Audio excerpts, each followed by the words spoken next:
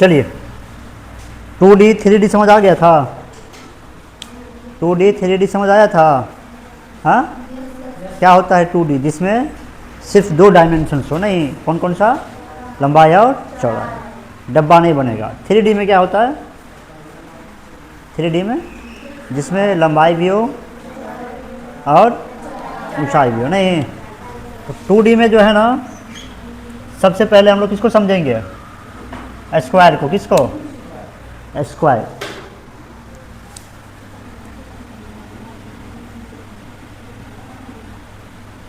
Square मतलब किसको समझना है? स्क्वायर को, है ना। ठीक है। ऐसा चतुर्भुज जिसके चारों भुजाएं क्या हो? बराबर हो। क्या हो? चारों भुजाएं बराबर हो। चलिए,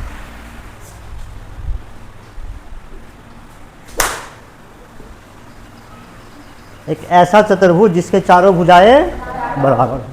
जैसे यहाँ देख लो, मैंने एक ये चतुर्भुज बना दिया, ठीक है। और मैं कह रहा हूँ कि ये जो है ना, ए यूनिट है। कितना है? और ये भी कितना है? ए यूनिट है। और ये भी क्या है? तो चारों भुजाएं इसके क्या है? बराबर है ना। हाँ, ठीक है। तो ये क्या बनेगा? स्क्वायर बनेगा।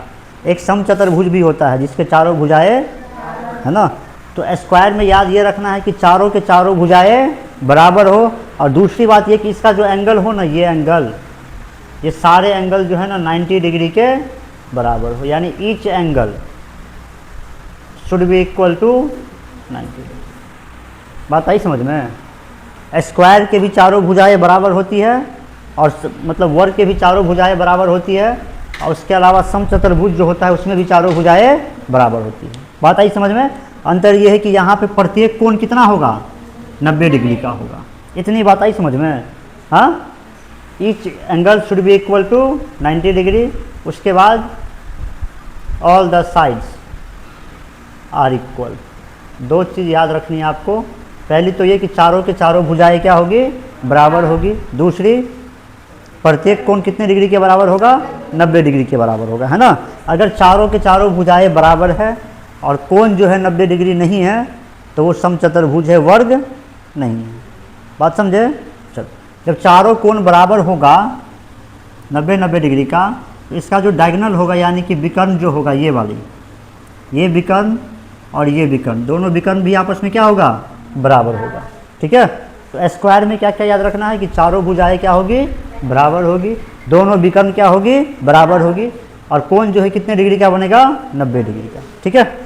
अब जरा समझो इसमें, इसका पेरीमीटर बताइए, यानी कि परिमाप बताइए। परिमाप क्या बताए थे? पेरीमीटर का मतलब लेंथ ऑफ द बाउंड्री, यही ना बताए थे। Total length of the boundary मतलब बाउंड्री की लंबाई कुल कितनी होगी। तो अगर यहाँ से आप शुरू करते हैं तो यहाँ से यहाँ तक कितना आएगा? ए, फिर यहाँ से यहाँ तक ए, फिर यहाँ से यहाँ तक, फिर यहाँ से यहाँ तक, यानी सारे को जोड़ेंगे ना,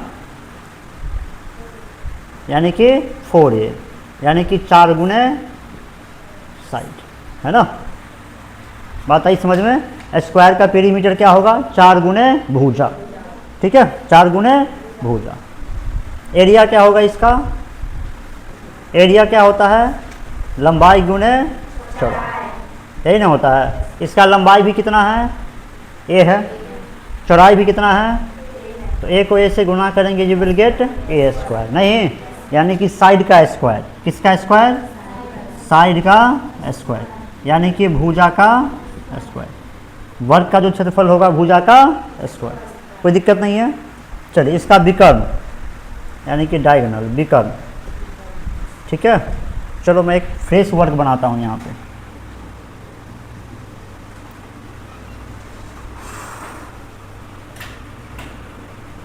ये क्या हो गया हमारा? स्क्वायर हो गया, वर्ग हुआ ना।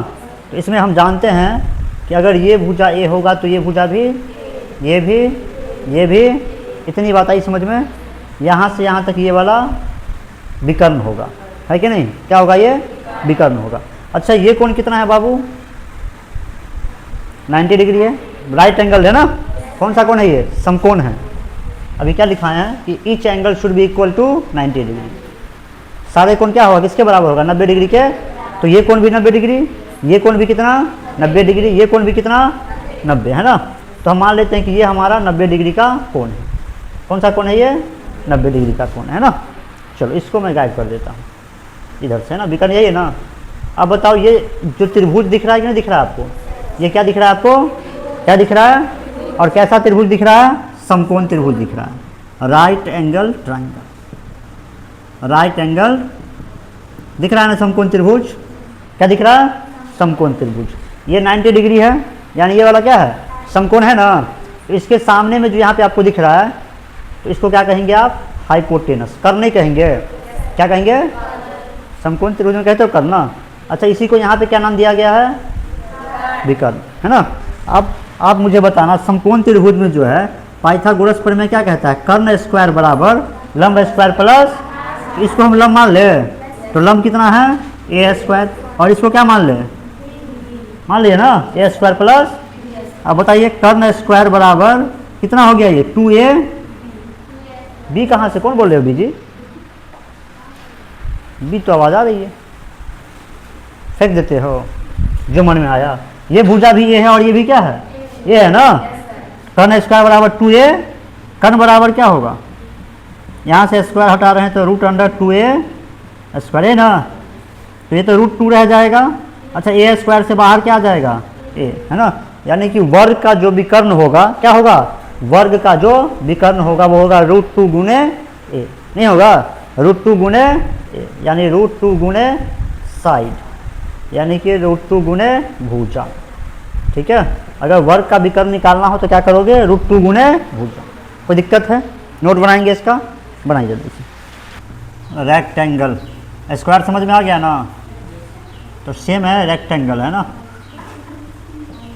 ठीक है, रेक्टेंगल मतलब आयत, है ना। ये भी एक चतुर्भुज है। यहाँ देखो फिगर से समझो।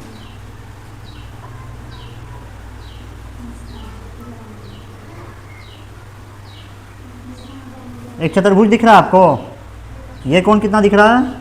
90 डिग्री। ये कोण भी, ये कोण भी। अच्छा, आमने सामने की भुजा।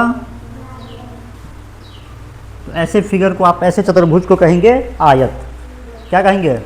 यानी कि रेक्टेंगल। रेक्टेंगल में क्या होता है? आमने सामने की भुजाएं जो होती है वो बराबर होती है, और प्रत्येक कोण जो है क्या होती है? 90 डिग्री के बराबर होती है। यानी यहाँ पे भी ईच एंगल क्या होगा? 90 डिग्री, है ना। और आमने सामने की भुजाएं, आमने सामने की भुजाएं क्या होगी? इक्वल होगी, यानी लंबाई लंबाई के बराबर, चौड़ाई चौड़ाई के। ठीक है, कोई दिक्कत है? अगर हम इसको मान ले एल, क्या मान ले? एल यूनिट मान ले, है ना। तो ये भी क्या होगी? एल यूनिट्स होगी, है कि नहीं। इसको क्या मान लेते हैं हम लोग? बी यूनिट्स, है ना, चौड़ाई को बी यूनिट्स। कोई दिक्कत है? हाँ बोलो, नहीं ना। अब आप बताइएगा इसका पेरीमीटर क्या होगा? पेरीमीटर, पेरीमीटर का मतलब परिमाप ना। परिमाप का मतलब total length of the boundary. जो बाउंड्री है उसकी कुल लंबाई क्या है। इसमें बाउंड्री की कुल लंबाई क्या होगी? यहाँ से अगर शुरू करेंगे तो यहाँ तक आएंगे एल, नहीं, यहाँ से यहाँ तक आएंगे बी, फिर यहाँ से यहाँ तक आएंगे एल, फिर यहाँ से यहाँ तक आएंगे, यानी कि L plus B plus L plus, यही ना होगी।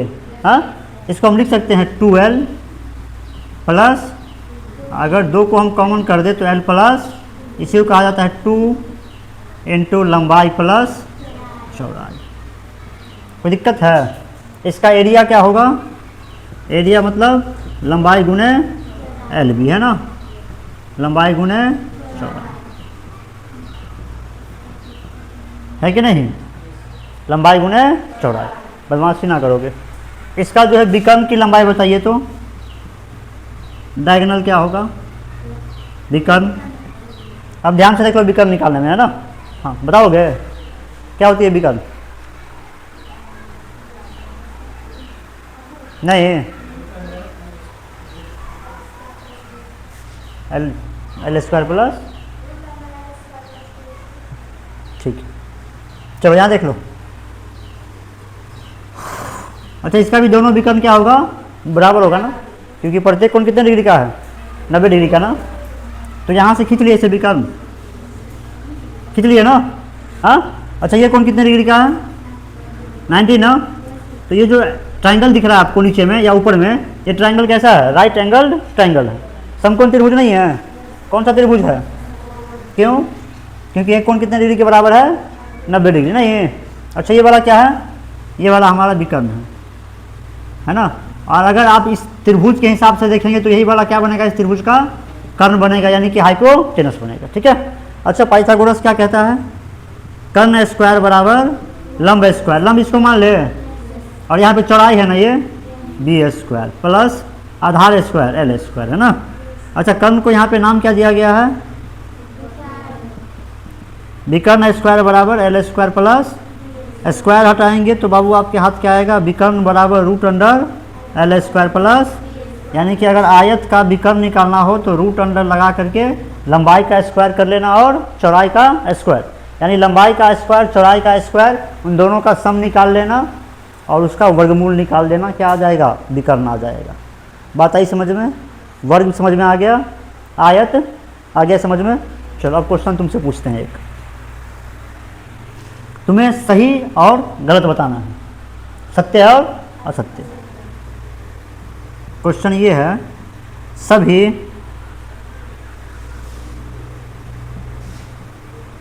वर्ग आयत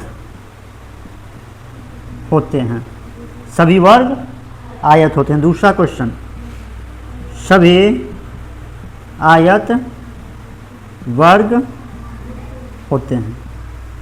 you have to answer this question by saying true और फॉल्स। तुम्हें सत्य बोलना है और असत्य बोलना है। आपके पास दो क्वेश्चन हैं, ठीक है। सभी वर्ग आयत होते हैं, सभी आयत वर्ग होते हैं। तो पहली बात तो ये समझो कि चाहे आयत हो, रेक्टेंगल हो या स्क्वायर हो, है ना, दोनों में ही जो है चारों कोण किसके बराबर होगा, 90 डिग्री के बराबर होगा, यानी चारों ही कोण क्या होगा, राइट एंगल होगा, है कि नहीं। अब मैं तुम्हें एक वर्ग भी बना रहा हूँ यहाँ पे और एक आयत बना रहा हूँ।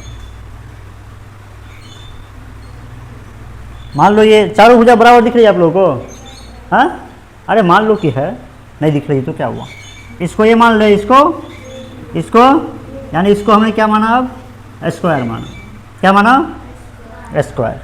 और एक रेक्टेंगल बनाते हैं, क्या बनाते हैं, रेक्टेंगल। बाबू ये एल है, ये भी, ये बी और ये, तो ये कोण ये कोण ये कोण ये कोण ये कोण सब 90 डिग्री है, हाँ। अच्छा वर्ग के का डिफिनेशन क्या बताए थे अभी, जिनकी भुजाएं बराबर हो, है ना। तो क्या इनकी चारों भुजाएं बराबर है, तो क्या ये जरूरी है कि आयत बनाएंगे तो वर्ग बन जाएगा, सभी आयत वर्ग नहीं होते हैं, सभी आयत वर्ग होते हैं, यह सत्य हो गया, है कि नहीं। इसको देखो, सभी वर्ग आयत होते हैं, ये वर्ग है, चारों भुजा बराबर है। आयत का डेफिनेशन क्या लिखा है, आमने सामने की भुजाएं, तो क्या ये भुजा और ये भुजा बराबर नहीं, क्या ये भुजा बराबर नहीं, तो जितने भी वर्ग बनाओगे वो सब के सब क्या होंगे, आयत होंगे, लेकिन सारे आयत वर्ग नहीं होते हैं। कोई समस्या है तो बताइए, दिक्कत है कोई, हाँ, नोट कीजिए इसको। ट्रायंगल ना, स्क्वायर समझ गए, देखो ट्रायंगल,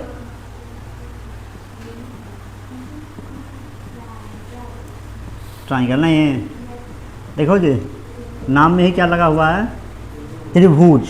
कितने भुजा चाहिए, 3, नहीं। दूसरा इसका इंग्लिश का जो नाम देखोगे ना वो है ट्रायंगल, ट्राई मतलब 3, एंगल मतलब कोण, यानी कितने कोण चाहिए, 3 कोण। त्रिभुज क्या होता है, कितने प्रकार के होते हैं, इस सब पे बात हम लोग नहीं करेंगे, अभी बात करेंगे सिर्फ एरिया पे। किस पे, एरिया पे और पेरीमीटर पे, नहीं है, ठीक है। समझो ज़रा, त्रिभुज के जो है ना क्षेत्रफल निकालने के लिए हम लोग अलग अलग फॉर्मूले का प्रयोग करते हैं, बात समझ रहे हैं।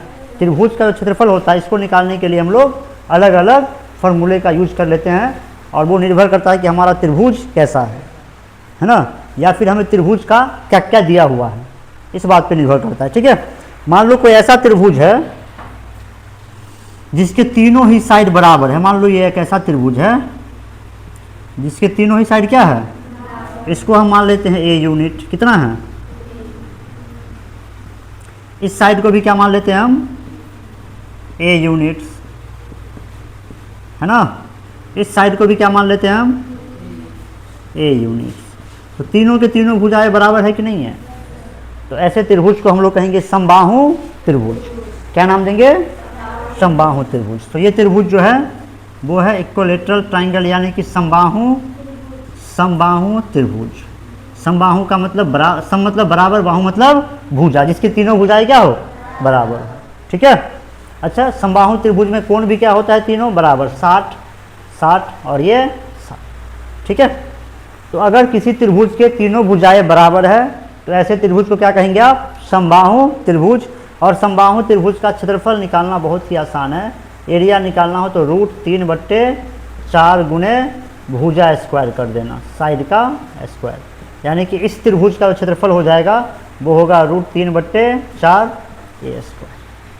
कोई दिक्कत है, हाँ नहीं ना। चलिए, इसका अगर मान लो हमें परिमाप निकालना है, क्या निकालना है, तो परिमाप का मतलब आप जानते हैं अच्छे से क्या होता है, टोटल लेंथ ऑफ द, ये ना होता है।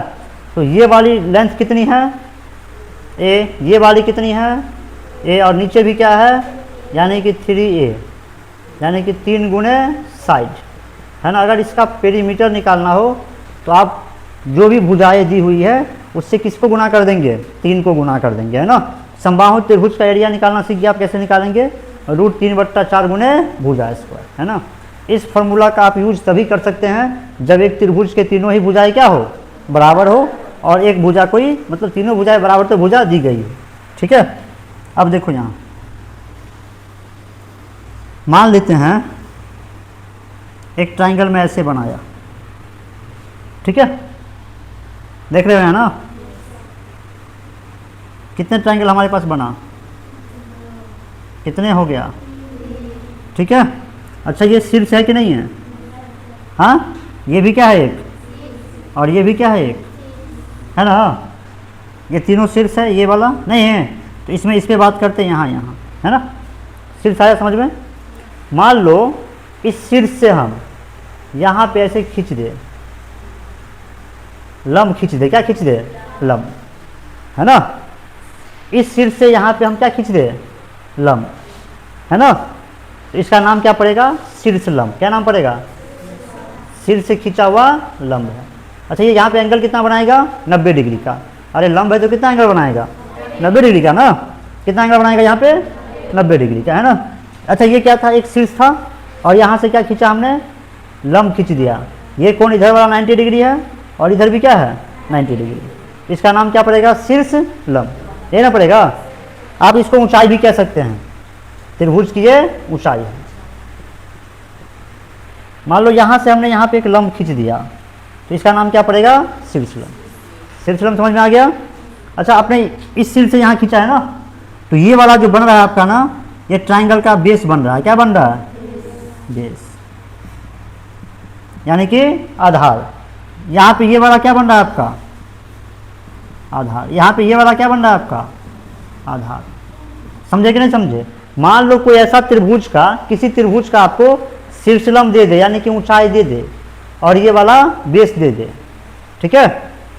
सपोज करो ये वाला जो शीर्ष लंब है ना, ये आपका बी यूनिट है, कितना है, और ये इसका आधार जो है ना, ये वाला, ये कितना है, ए यूनिट। तो अगर एक त्रिभुज का आपको शीर्ष लंब दिया हुआ है, क्या दिया हुआ है, शीर्ष लंब दिया हुआ है, और दूसरी बात उसकी आधार दी हुई है, तो त्रिभुज का क्षेत्रफल होगा 1/2 गुने आधार गुने ऊंचाई या शीर्ष लंब, है ना। ये तभी, इस फॉर्मूला का यूज आप तभी कर पाएंगे जब आपके पास ये वाला आधार हो और दूसरी बात शीर्ष लंब हो, यानी त्रिभुज की ऊंचाई दी गई हो। ठीक है। तो दो फॉर्मूले समझ में आया। अगर समबाहु त्रिभुज है तो √3/4 गुने भुजा स्क्वायर, और अगर किसी त्रिभुज का बेस दिया हुआ है और शीर्ष लंब दिया हुआ है तो 1/2 गुने आधार गुने ऊंचाई। ठीक है, बात समझे कि नहीं। चलो, इसके अलावा एक और फॉर्मूला सीख लो। मान लो एक त्रिभुज है, क्या है बाबू रे, त्रिभुज है, जिसमें ये भुजा जो है ना, ए यूनिट है, कितना है, और ये भुजा जो है ना वो है ना, और ये भुजा क्या है, सी यूनिट्स। तो ये बनेगा विषम बाहु त्रिभुज, यानी तीनों भुजाएं एक दूसरे से क्या है, डिफरेंट है, अलग अलग है ना। ये ऐसे त्रिभुज का मतलब किसी त्रिभुज का अगर तीनों भुजाएं आपको दी गई है तो इसका क्षेत्रफल कैसे निकालेंगे? अगर कोई एक त्रिभुज है जिसकी तीनों भुजाएं आपको दी गई है, हाँ, किसका, इसका प्रयोग करके, इसका प्रयोग तभी करेंगे जब वो कैसा त्रिभुज है, समबाहु त्रिभुज है ना। यहाँ पे क्या लिखा हुआ, ए बी और सी, 9th में आपने पढ़ा था,